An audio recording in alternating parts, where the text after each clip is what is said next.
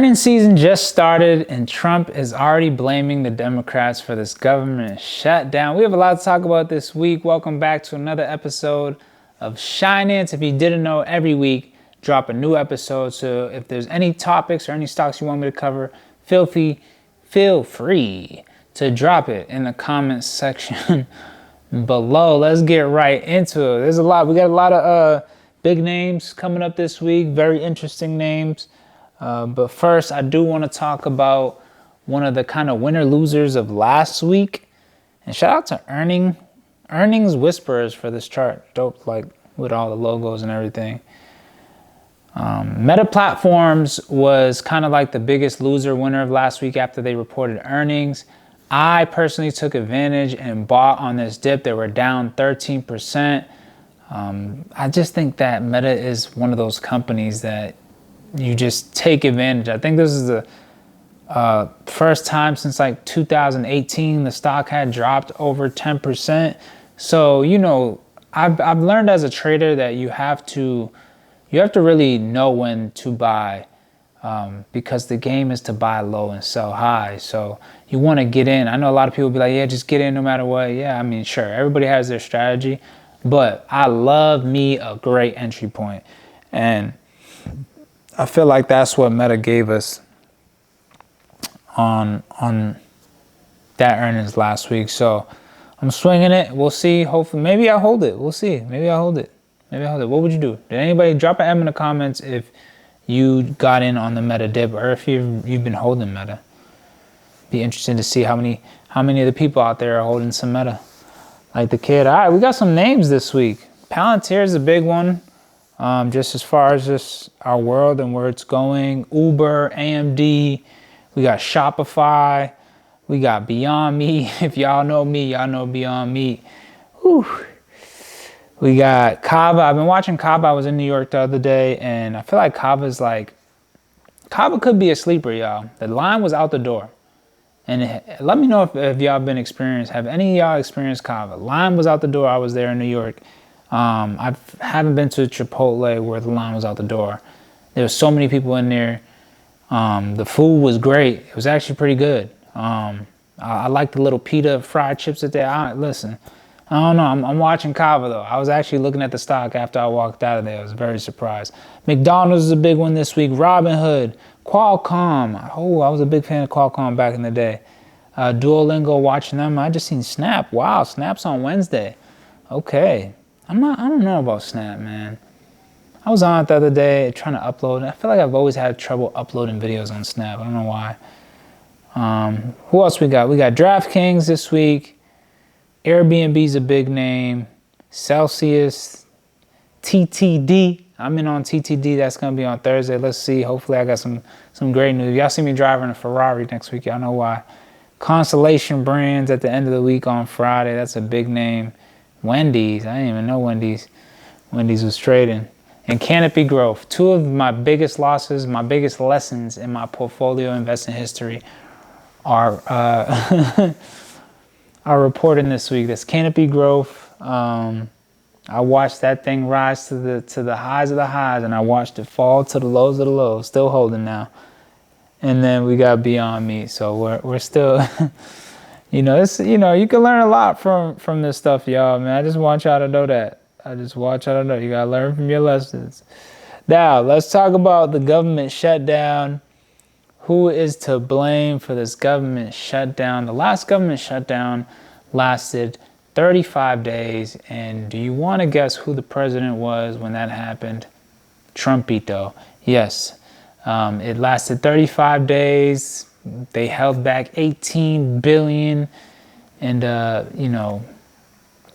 government spending that they had to do. We lost 300,000 government workers that were furloughed and never asked to come back. I feel like Trump has used these government shutdowns to like shave fat off the government. Like, I think it was 300,000 out of 800,000 workers in total. So, I mean, it's not half, but it's almost half. It's almost half. So that's kind of like it's kind of like a technique, and I'm pretty sure he's doing it right now. They're saying that holdup is like healthcare for immigrants. Listen, man, it's nasty, but he's pretty much saying that he ain't passing. All the Republicans are voting to pass, and Democrats are voting not to. I've heard some nasty stuff over the last few weeks about, the tactics that the Democrats are taking right now, and I'm just disappointed as a U.S. citizen for like. But last time the government shut down, 2018, if you could see right here.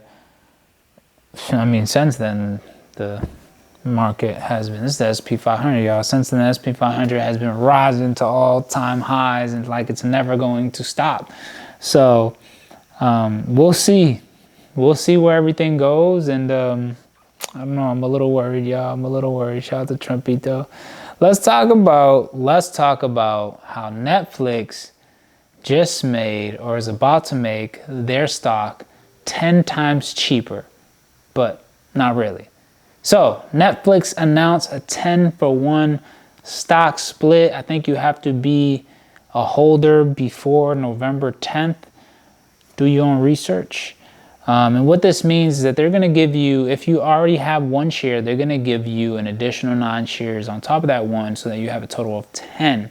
So if you buy 1 share right now for $11.18, right? The market's closed right now as I'm making this video, but if you buy 1 share for $11.18, you will have 10 shares, and the stock price is going to go down. So the stock price is going to be more affordable. A lot of companies use this tactic to raise money. Tesla's been known for doing this a handful of times. Usually, the stock usually goes like this. I think there's going to be a lot of people trading options on Netflix this week. I think a lot of newer investors or younger investors are going to be traded, because now instead of it being $1,100, it's going to be like $100 or $80, $90, and it's either going to fluctuate up 10, 20% or go down. We'll see. We'll watch. I might jump in just to dabble in the fun. Who knows? We'll see. I'll let y'all know next week how that went. Let's talk about the most important news of the week, because I don't know if this was like pump faking news, or if this is like real news. We don't have nothing in paper when it comes to Trump and China talks. President Xi Jinping, shout out. And I feel like I'm kind of like, I don't want to say I'm obsessed with this kind of negotiation battle, I'm gonna call it. I ain't even call it a war, because we're in a different world. I'm a little obsessed between China and Trump. He was able recently to get a year deal. I mean, the stuff that's happening is just like really funny. Like, yeah, we got a year deal done. We'll talk about it again in another year. But pretty much, I guess verbally, he got the president of China to say that he will put a pause on his invasion of Taiwan while Trump is in office. And I think that is a big deal right now. Like you can't even, like, no matter what you believe in, like, that's huge right now in this negotiation battle, because we have to protect Taiwan and this company right here, Taiwan Semiconductors, and I'm gonna let you know why, right?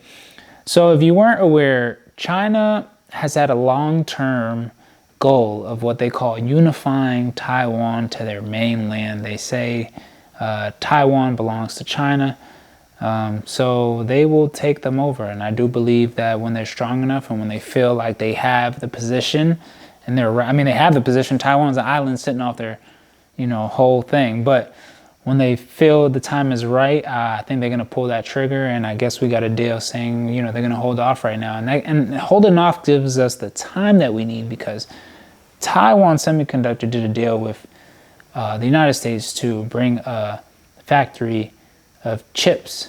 So if you didn't know, it's Taiwan Semiconductor chip making company, and they're the ones who make all the chips, everything, to work all the stuff that we got. So like, that's why we are kind of in the middle trying to protect them, because we are in the race. We are finna win the race as the United States. So we have to protect this company. We have to protect these assets around the world. So I think this was huge. I was super excited seeing that, because they're the leading semiconductor in the world. So we protect them, We lead AI. We run with this crypto thing that we got going on, man. Listen, watching Ethereum. I got into XRP last week. I'm in Ethereum. I'm dabbling. I'm taking the chances this time around. I'm getting in. I'm getting out. I'm getting in. I'm getting out, y'all.